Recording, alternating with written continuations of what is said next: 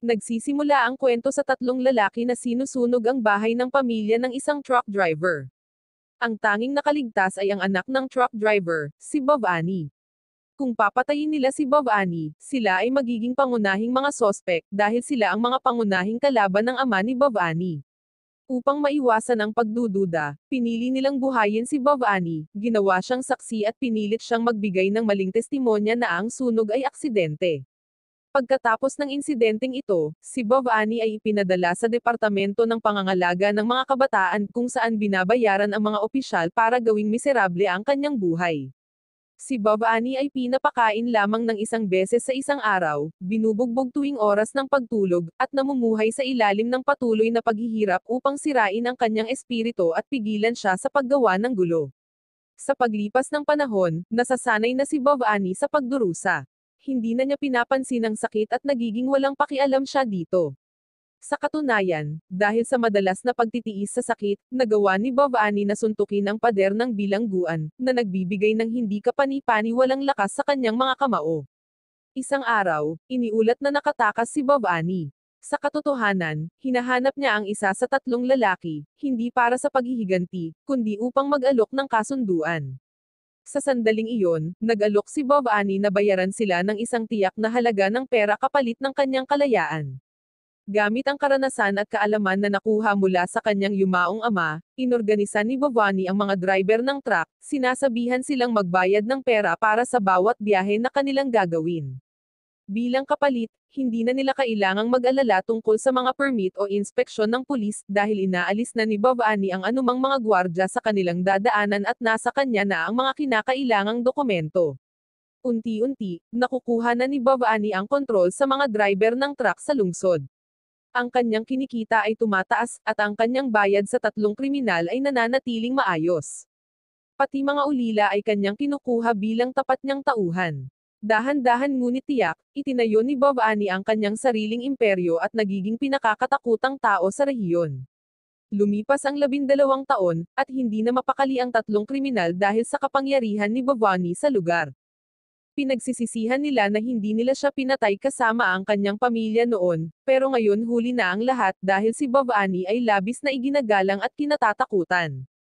Hindi lang iyon, may balita na iniisip niyang tumakbo bilang pangulo ng Local Drivers Association.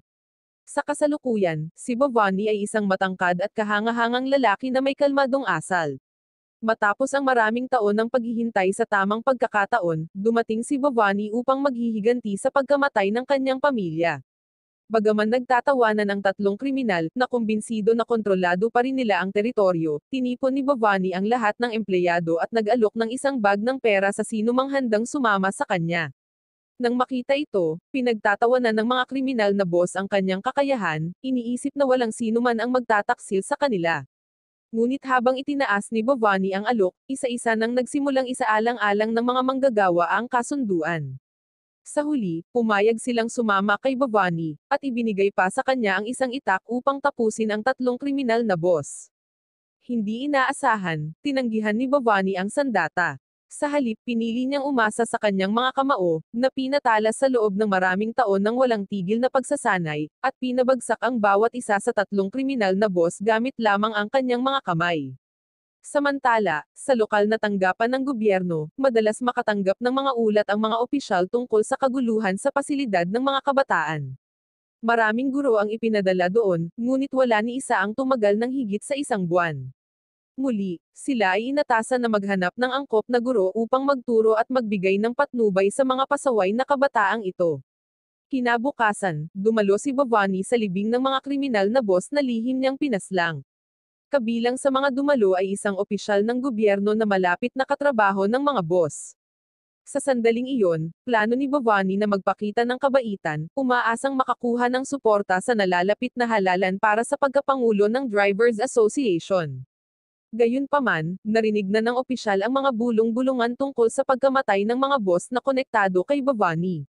Hindi handang suportahan siya, ang opisyal ay naghahanda ng umalis, ngunit siya'y tinamaan ng isang truck na inutusan ni Bhavani.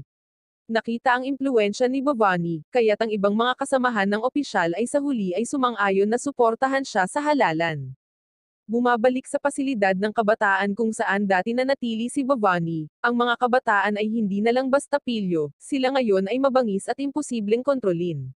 Nang marinig na may bagong guro na darating, sabik na nagtipon-tipon ang mga kabataan sa pintuan upang salubungin ito. Hindi nagtagal, pumasok si John, isang guro na itinalaga upang magturo at maggabay sa mga kabataang ito. Hindi tulad ng mga karaniwang guro, walang bakas ng awtoridad si John. Kahit sa loob ng silid-aralan, inuutusan niya ang mga estudyante na umalis at laktawan ang mga formal na aralin. Habang nagpapahinga si John sa silid-aralan, lumapit ang dalawang magkapatid, sina Shiva at Raju. Gusto nilang ibahagi ang mahalagang impormasyon tungkol sa pasilidad, pero nang makita nilang mahimbing na natutulog si John, naglagay na lang sila ng tala sa kanyang bulsa. Pagkagising at naghahanda ng umalis, natagpuan ni John na flat ang gulong ng kanyang kotse. Dahil dito, nanghiram siya ng bisikleta mula sa isang kawani, kung saan pinayuhan siya ng isang lokal na pulis na mag-ingat dahil ang mga kabataan dito ay hindi katulad ng mga nasa ibang orphanage. Lumabas na kalahati sa kanila ay adik sa droga, hindi sa kanilang kagustuhan, kundi dahil sa pamimilit ng isang misteryosong grupo. Ipinahayag ng opisyal ang pag-asa na ang presensya ni John ay maaaring magdala ng pagbabago para sa mga kabataang ito na may suliranin. Noong gabing iyon, tinawag sina Shiva at Raju ni Bhavani, na lumalabas na siya ang nasa likod ng mga droga na sumisira sa mga batang ito. Ayon sa balita, nalaman ni Bhavani ang tungkol sa pagtatangkang tumakas nina Shiva at Raju at balak nilang iulat ang katotohanan tungkol sa orphanage. Walang kapatawaran, walang habag na pinagbubugbog ni Bhavani ang dalawa hanggang sa mamatay. Kinabukasan, natagpuan sina Shiva at Raju na walang buhay sa silid-aralan. Si John ay nahulog sa pagkabigla at hindi makapaniwala sa kanyang nakita. Bilang guro na responsable sa kanila, dinala si John sa istasyon ng pulisya at pinapanagot siya sa nangyari sa dalawang magkapatid. Habang lumalalim ang gabi, tinanggap ni Bhavani ang imbitasyon ni Rajesh, ang huling natitirang kandidato sa nalalapit na halalan. Nagulat si Rajesh nang makita niyang dumating si Bhavani nang mag-isa, walang kasama. Tulad ni Bhavani, gumamit si Rajesh ng malupit at mapanlinlang na mga taktika upang makamit ang kanyang mga layunin at inimbitahan si Bhavani na may layuning patayin siya, tulad ng ginawa ni Bhavani sa mga naunang kandidato. Sa panahong ito, inisip ni Rajesh na magagawa niyang manalo kasama ang kanyang tatlong tauhan laban kay Bhavani, ngunit siya ay labis na nagkamali. Nanatiling kalmado si Bhavani, nasisiyahan pa siya na patayin ang kanyang huling kalaban sa kanyang sariling tahanan. Madaling pinabagsak ni Bhavani ang bawat isa sa mga tauhan ni Rajesh isa-isa, na nag-iwan na lamang kay Rajesh na ngayon walang kalaban-laban. Samantala, sa presinto ng pulisya, nasaksihan ni John ang isang nakakalungkot na eksena habang umiiyak ang ina nina Shiva at Raju, nagmamakaawa para sa katarungan. Ngunit sa bayan na ito, ang tamad na pulis na hindi interesado sa mga kasong hindi sila makakatanggap ng pera, ay nagpasya na patahimikin siya sa pamamagitan ng paglalagay kay John sa selda, ginagawa siyang scapegoat upang mapakalma siya. Habang nasa kanyang selda, natuklasan ni John ang isang tala sa kanyang bulsa, na nagbubunyag ng nakakatakot na katotohanan tungkol sa orphanage. Ipinaliwanag ni Shiva at Raju na sila ay mga magkapatid mula sa isang mahirap na pamilya. Minsan, nagnakaw si Raju ng isang piraso na tinapay para sa kanyang nagugutom na kapatid na si Shiva. Ito ay isang maliit na insidente lamang, ngunit pinilit silang ipasok sa juvenile center sa mga pinalaking paratang. Sa orphanage, pinilit si Shiva, Raju, at ang lahat ng ibang bata na gumamit ng droga hanggang sa sila ay maadik. Ginawa ito ni Bhavani upang makulong sila doon, dahil kailangan niya ang mga bata para pagtakpan ang kanyang mga krimen. Habang binabasa ang tala, si John ay napaiyak, labis na nababahala sa kawalang katarungan na ginawa sa kanilang lahat. Kaagad pagkatapos, isang grupo ng mga tulisan na ipinadala ni Bhavani ang dumating upang harapin si John. Ang kapitan ng pulisya, na regular na tumatanggap ng suhol mula kay Bhavani, agad na naunawaan ang kanilang intensyon at umalis kasama ang kanyang mga opisyal, iniiwan si John na harapin ang mga tulisan mag-isa. Sa sandaling iyon, hiniling ng mga tulisan na umalis si John sa bayan, nagbabanta ng karahasan kung siya'y tumanggi. Pero nang siya ay nilapitan ng tulisan, lumaban si John, madaling pinatumba ang mga tulisan. Ang takot ay kumakalat sa kanila habang nakikita nilang bumabagsak ang kanilang mga kasama ng paisa-isa. Agad na pinapabagsak ni John ang mga kriminal. Nang marinig ang kaguluhan mula sa labas, inisip ng pulis na binugbog si John at nag-alala sila na baka nawawalan ng kontrol ang mga kriminal, hindi alam na ang mga kriminal ang nabugbog. Dahil sa kanyang galit, ginamit pa ni John ang kanyang signature move gamit ang bakal na bracelet para mawalan ng malay ang mga kriminal. Gamit ang isa sa mga telepono ng mga kriminal, sa wakas ay nakipag-ugnayan si John kay Bhavani, na nagresulta sa kanilang unang direktang pagtatalo. Sa pag-uusap na ito, nalaman ni Bhavani ang katotohanan tungkol sa nakaraan ni John. Siya ay dating isang adik na bata, madalas na pumasok at lumabas sa kulungan, hanggang pinili niyang baguhin ang kanyang buhay, nag-aral ng mas mataas na edukasyon at sa huli ay naging isang propesor sa isang unibersidad. Sa sandaling iyon, malinaw na sinabi ni John na wala siyang pakialam kung sino si Bhavani, dahil ang tanging layunin niya ay baguhin ang mga bata at dalhin sila patungo sa mas magandang kinabukasan. Kinabukasan, matapos siyang palayain, bumalik si John sa juvenile center na may bagong itsura at layunin. Sa simula, tinutokso siya ng mga kabataan pero hindi siya natitinag.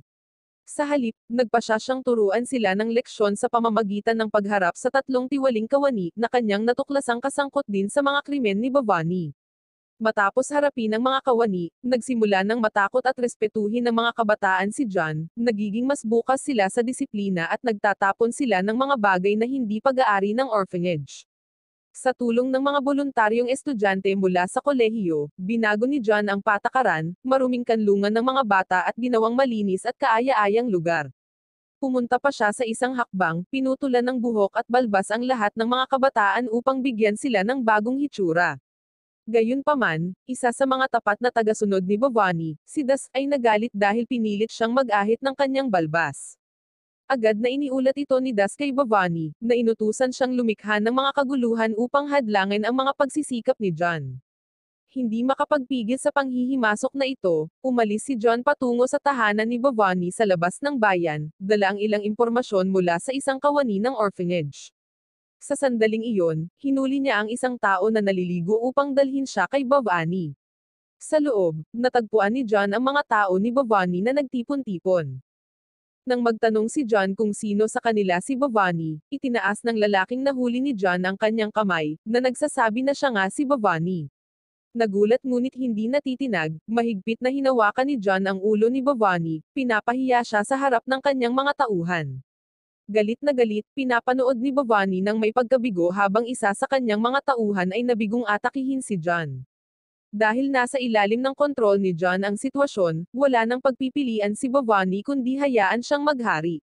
Kinabukasan, tinawagan ni Bhavani si John at nagbigay ng babala na hindi niya nauunawaan kung sino ang kanyang kinakalaban. Sinasabi ni Bhavani na mayroon siyang isang hukbo ng mga driver ng truck at nagbanta na sasaktan ang lahat ng mga estudyanteng voluntaryo na nagtatrabaho sa orphanage. Dahil sa banta na ito, ilan sa mga estudyante ni John ang nawalan ng buhay. Hindi tumigil doon, pinaplano ni Bhavani na ilipat ang kanyang operasyon sa ibang lugar at inutusan si Das na ilagay ang mga ulila sa isang container truck. Nang marinig na kinukuha ang mga bata, si John, na pauwi na, ay mabilis na bumalik sa orphanage. Pagdating niya, tinanong niya ang ilan sa mga tauhan ni Das, pinipilit silang ibulgar ang lokasyon ng mga bata. Gamit ang kanyang kasanayan sa pampublikong pagsasalita sa halip na karahasan, ipinakita ni John sa kanila kung sino talaga si Bhavani, ang taong kanilang iniidolo sa loob ng mahabang panahon. Ang kanyang malinaw at lohikal na mga paliwanag ay nakumbinsi sila, at sa wakas ay ibinulgar nila ang plano ni Bhavani. Walang pag-aaksaya ng oras, umalis si John upang habulin ang isang convoy ng mga truck na puno ng pera, droga, at mga ulilang bata. Kasama ang isang estudyanteng atleta sa pagbaril ng palaso, matagumpay na pinahinto ni John ang mga truck na nagdulot ng pag-ikot nito nang wala sa kontrol. Habang humihinto ang mga truck, hinarap ni Das si John, galit sa kanyang patuloy na panghihimasok. Muli, ginamit ni John ang kanyang mga salita upang mapagtanto ni Das ang katotohanan tungkol sa lahat ng mga bata sa orphanage. Si Das ang unang isasakripisyo kung sakaling imbestigahan ng pulisya ang mga krimen ni Bhavani. Si Bhavani ay nagmamalasakit lamang sa kanyang sarili, at si Das ay isang piyesa lamang na itatapon kapag hindi na kinakailangan.